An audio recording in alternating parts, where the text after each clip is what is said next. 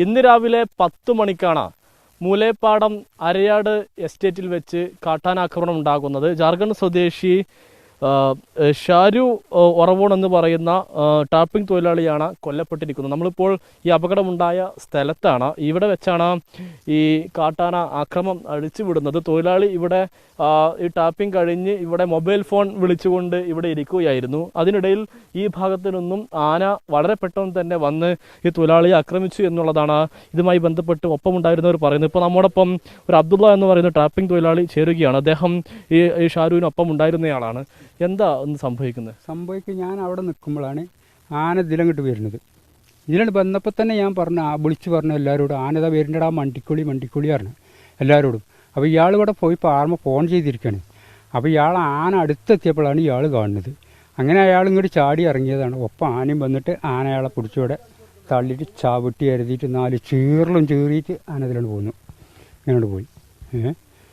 അപ്പോൾ ടാപ്പിംഗ് കഴിഞ്ഞ് കഴിഞ്ഞ് പാലെടുക്കലൊക്കെ കഴിഞ്ഞ് ഞങ്ങൾ പാൽ ഇവിടെ വെച്ച് വണ്ടി കാത്തിരിക്കുകയാണ്, പാൽ കൊണ്ടുപോകാനുള്ള. ആ വണ്ടിയാണ് അപ്പോൾ വരുന്നത്.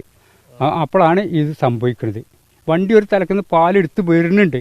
ആ തലക്കുന്ന് ഇങ്ങനെ ഇവിടേക്ക് എത്തുന്നതിൻ്റെ മുമ്പാണിത് സംഭവിച്ചത്. അപ്പോൾ പിന്നെ ഇയാൾ ഈ പാറപ്പുറത്ത് നിന്ന് ഫോൺ ചെയ്യാണ്. അടുത്തെത്തുമ്പോഴാണ് അയാൾ കാണുന്നത്. അപ്പം തന്നെ ആന കണ്ട ഇറങ്ങിയ സ്ഥലം അതിലെ തന്നെ ആന വന്നിട്ട് അപ്പത്തിന് മുമ്പ് ഇവിടെ എത്തിയിട്ടുള്ളൂ. ഇവിടുന്ന് അടിച്ച് തള്ളിയിട്ട് അവിടെ ഇട്ടുണ്ട് ചവിട്ടിയാണ്ട് വരുതി 4 ചിഹ്നം വിളിച്ചിട്ട് ഇങ്ങനെ പോകുന്നു. നിങ്ങൾ പിന്നെ ഈ ആന വരുന്നുണ്ട് പറയുന്നൊന്നും അദ്ദേഹം കേട്ടില്ലേ? അയാൾ ഫോൺ വിളിക്കല്ലേ കേട്ടു. ലാസ്റ്റ് പിന്നെ ആനയുടെ ഒച്ച കേട്ടപ്പോഴാണ് അയാൾ നീക്കണേ. നിങ്ങൾ എത്ര തൊഴിലാളികൾ ഉണ്ടായിരുന്നു? ഞങ്ങളിവിടെ 15 ആളുകളും ഉണ്ട് ഇവിടെ. സ്ഥിരമായിട്ട് ആന വരുന്നൊരു സ്ഥലമാണ് ഇവിടെ? സ്ഥിരമായിട്ട് അങ്ങനെ വരുന്നൊരു സ്ഥലമല്ല. അവിടെ ഉണ്ടാവണം ചിലപ്പോൾ പോയൊക്കെ.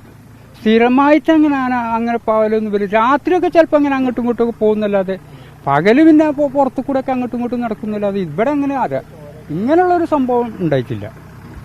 ഏതായാലും ദാരുണമായൊരു സംഭവമാണ് ഉണ്ടായിട്ടുള്ളത്. ഈ നിലവിൽ ഈ ഷാരുവിന്റെ മൃതദേഹം മഞ്ചേരി മെഡിക്കൽ കോളേജ് ആശുപത്രിയിലേക്ക് മാറ്റിയിട്ടുണ്ട്. ഇടയ്ക്കിടെ ഈ കാട്ടാന ഇറങ്ങുന്ന ഒരു മേഖല കൂടിയാണിത്. ഈ അരയാട് എസ്റ്റേറ്റ് എന്ന് പറയുന്നത് ഈ പന്തീരായിരം എസ്റ്റേറ്റിനാൽ ചുറ്റപ്പെട്ട ഒരു പ്രദേശമാണ്. 3 ഭാഗവും ഈ പന്തീരായിരം വനമേഖലയുമായി ചുറ്റപ്പെട്ട പ്രദേശം കൂടിയാണ്. അതുകൊണ്ട് തന്നെ ആ ഭാഗത്തു നിന്നാണ് ഇങ്ങോട്ടേക്ക് ഈ വന്യമൃഗങ്ങൾ എത്തുന്നത് എന്നുള്ളതാണ് ഇതുമായി ബന്ധപ്പെട്ട് ഈ നാട്ടുകാരും തൊഴിലാളികളും ഒക്കെ തന്നെ പറയുന്നത്.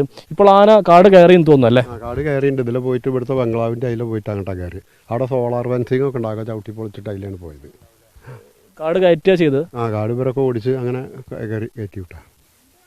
ആനപ്പോൾ കാട് കയറിയിട്ടുണ്ട് എന്നാണ് ഇവരൊക്കെ പറയുന്നത്. ഇവന് സ്ഥിരമായി ആന ഇറങ്ങുന്ന ഒരു പ്രദേശമാണോ ഇവിടെ? എന്താ ഇവിടുത്തെ ഒരു സാഹചര്യം? ആന ഇറങ്ങുന്ന പ്രദേശമാണോ എന്ന് ചോദിച്ചാൽ ആന ഉള്ളത് തന്നെയാണ്. അപ്പോൾ ഇതിൻ്റെ ഒരു ഭാഗം എന്ന് പറഞ്ഞാൽ പ്ലാന്റേഷൻ കോർപ്പറേഷനാണ്, പാലക്കായം പ്ലാന്റേഷൻ. അത് ഈ ഭാഗത്തു നിന്ന് ഇതിൻ്റെ അപ്പുറം വന്നു കഴിഞ്ഞാൽ ആനുള്ള വനം തന്നെയാണ്. ഇങ്ങനെ തോട്ടത്തിൽ കൂടി അങ്ങനെ നിരന്തരമായിട്ടുള്ളത് ഉണ്ടായിരുന്നില്ല. ഇപ്പം ഇന്ന് പ്രതീക്ഷിക്കാത്ത വരവാണത്. ഈ സമയത്ത് സംഭവം നടക്കുമ്പോൾ ഒരു ഏകദേശം ഒരു 9:30-9:45 സമയം ആയിട്ടുണ്ടാവും. അപ്പോൾ എന്താ പറയുക, ഇങ്ങനെ ഇപ്പോൾ ഇത്രയും ഈ കാലത്തിടക്ക് ആദ്യമായിട്ടാണ് ഇപ്പം ഇങ്ങനെ ഒരു സംഭവം. തോട്ടത്തിൽ ആനനെ അങ്ങനെ കാണും, ആന അതിൻ്റെ വഴിക്ക് പോകുന്നല്ലാതെ അങ്ങനെ ഒരു സംഭവം ഉണ്ടായിരുന്നില്ല. ഇപ്പം എന്താ സംഭവിച്ചതെന്ന് വെച്ചാൽ ഇപ്പം എന്താ പറയുക, കാലദോഷമല്ല എന്താ പറയുക അതിന്. ഏതായാലും ഈ ആനകളൊക്കെ ഉണ്ടാവാറുണ്ടെങ്കിലും ഈ എസ്റ്റേറ്റിൽ വെച്ച് അങ്ങനെ വലിയ പ്രശ്നങ്ങൾ ഉണ്ടാവാറില്ല എന്നാണ് ഈ എസ്റ്റേറ്റിലെ തൊഴിലാളികൾ പറയുന്നത്. നേരത്തെ വർഷങ്ങൾക്ക് മുൻപ് ഈ അകമ്പാടം മേഖലയിൽ 2 പേർ കാട്ടാനാക്രമണത്തിൽ കൊല്ലപ്പെട്ടിട്ടുണ്ടെന്ന് നാട്ടുകാർ ചൂണ്ടിക്കാണിക്കുന്നുണ്ട്. ക്യാമറമാൻ മുഹമ്മദ് അർഷക്കിനൊപ്പം സമീർ ബിൻ കരീം, 24 മലപ്പുറം.